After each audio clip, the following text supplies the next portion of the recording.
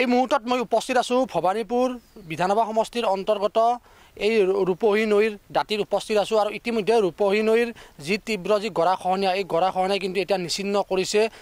বহুকেইটা পৰিয়ালৰ ভেটিমেটিৰ লগতে যিসমূহ ধৰ্মীয় অনুষ্ঠান আছে ধৰ্মীয় অনুষ্ঠানসমূহ ইতিমধ্যে ৰূপহী নৈৰ বুকুত যা গৈছে কিন্তু ইয়াৰ পিছতো কিন্তু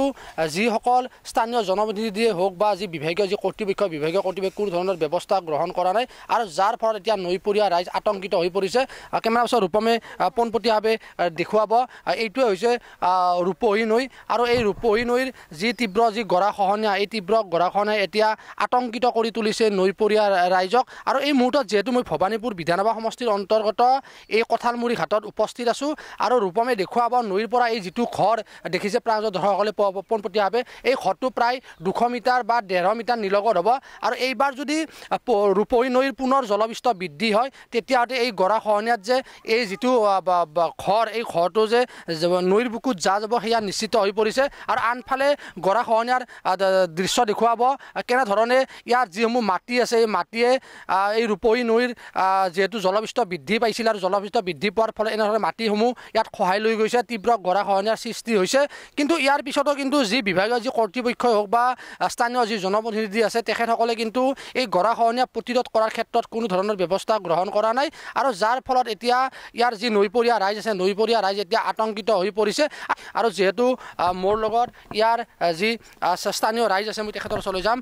দাদা কি কেনেধৰণৰ গৰাখহনীয়াৰ সৃষ্টি হৈছে এতিয়া গৰাখহনীয়াৰ সৃষ্টি হৈছে এতিয়া আমাৰ ইয়াতে 6 ঘৰমান মানুহ আছিল তাৰ পৰা নদীয়ে গৰা ভাঙি লৈ গ'ল আৰু মছজিদ এখন আছিল সেইখন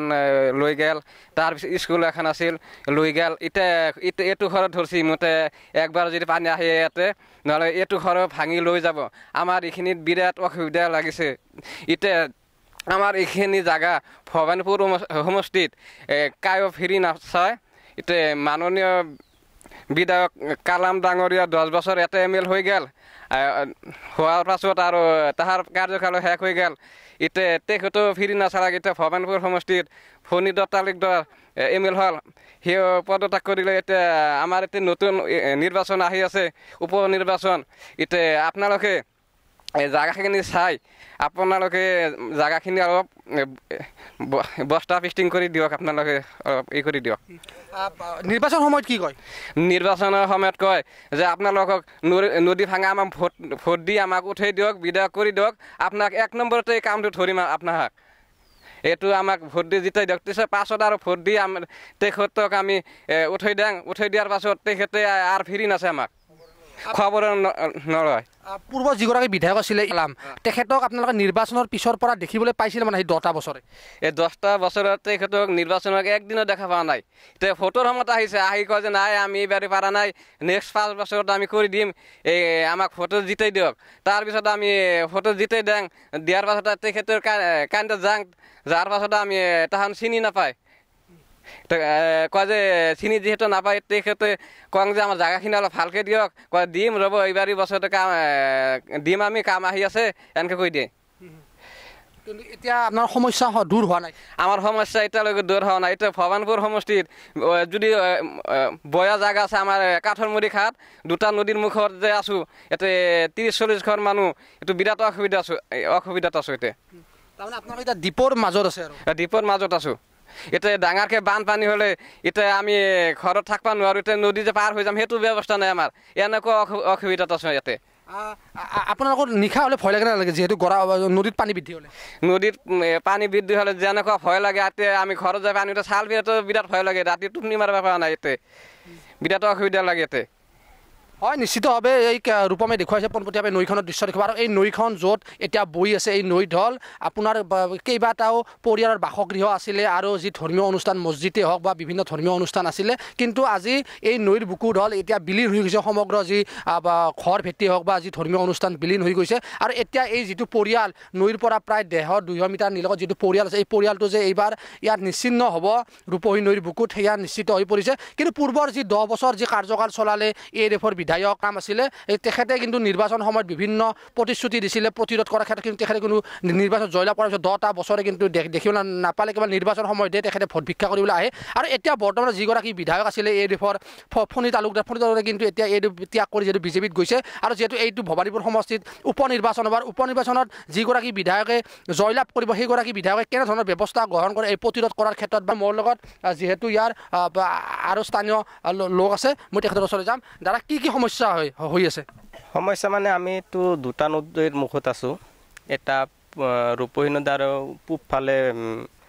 কি পহুমৰা নদী আমাৰ যিটো বছৰ যিটো বানপানী আহে বিৰাট অসুবিধাৰ সন্মুখীন হওঁ তাৰমানে যেতিয়া বানপানী আহে তেতিয়া আমাৰ ঘৰ দুৱাৰত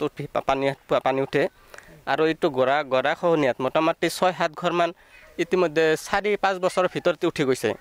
আৰু আমাৰ এটা ধৰ্মীয় অনুষ্ঠান আছে মছজিদ সেইটো উঠাই লৈছে এটা LP স্কুল আছিল সেইটো উঠাই লৈছে কিন্তু চৰকাৰ আহে চৰকাৰ যায় MLA আহে MLA যায় কিন্তু আমাৰ জাগাৰ উন্নত নাই প্ৰত্যেক বছৰে 5 বছৰ মূৰে যিটো ইলেকশ্যন হয় ইলেকশ্যনৰ সময়ত যিটো কেণ্ডিডেট যিকোনো প্ৰাৰ্থীৰ কেণ্ডিডেট আমাৰ প্ৰতিশ্ৰুতি দিয়ে কিন্তু দিয়াৰ পাছত আমি যিকোনো এটা MLA জিতাই লোৱাৰ পাছত সেই 5টা বছৰত কিন্তু আমি দেখা দেখি নাপাওঁ 10টা বছৰ ধৰি আমাৰ MLA কাৰ্যকাল চলাইছে কিন্তু তেখেতে আমাক একো সুবিধা কৰি দিয়া নাই তাৰ পাছত এইটো আমাৰ যেটো ভবানীপুৰ সমষ্টিৰ বিধায়ক শ্ৰীযুত ফণীধৰ তালুকদাৰ তেখেতক আমি জিতাইছো তেখেতে জিতাৰ পাছত কিন্তু আমাৰ লগত একো দেখা দেখিৰ সন্মুখীন হোৱা নাই এতিয়াতো তেওঁ বিজেপিত অংশগ্ৰহণ কৰিলে আৰু সন্মুখত যেটো আমাৰ উপ নিৰ্বাচন আহিছে তেতিয়া নিৰ্বাচনত কোনে জিকিব আমি জানিব পৰা নাই ইটা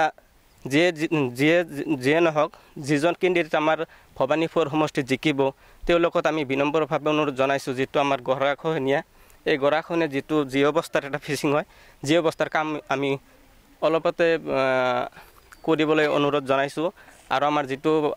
অসম চৰকাৰ বিজেপি চৰকাৰ শ্ৰীযুত হেমন্ত বিশ্ব শৰ্মা ডাঙৰীয়া মুখ্যমন্ত্ৰী তেওঁক আমি আহ্বান জনাইছোঁ আমাৰ এইটো যি অৱস্থাৰ এটা কাম ধৰিবলৈ অনুৰোধ জনাইছোঁ আৰু যেটো আমাৰ এই ৱাটাৰ সাপ্লাই ঘৰ আছে এনেকুৱা আমি আজি বহু বছৰ ধৰি এটা হাকৈ দি চলা ফিৰা কৰি আছোঁ যেটো আমাৰ বাহৰ হাকৈ দি চলা ফিৰা কৰি আছোঁ আমাৰ কঠালমুৰি ঘাট নতুন বজাৰ এতে হাই স্কুল আছে LP স্কুল আছে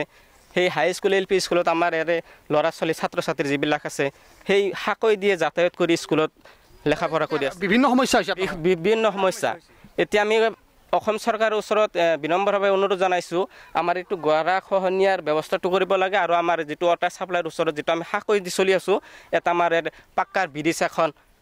দিবলৈ আমি অনুৰোধ জনাইছোঁ মোৰ আন এগৰাকী আছে কি গৰাখহনীয়া কেনে ধৰণৰ হৈছে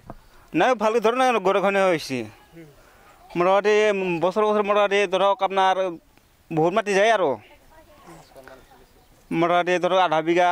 এনেকুৱা মোটামুটি যায়ে থাকে এইবাৰতো আৰু বহুত গেছি এই গাছটো বহুত ফাৰকত আছিল এইবাৰ গেল এনেকুৱা মোটামুটি বহুত সময় মানে এনেকৈ মাটি যাই থাকিলে কেনেকৈ বসবাস কৰি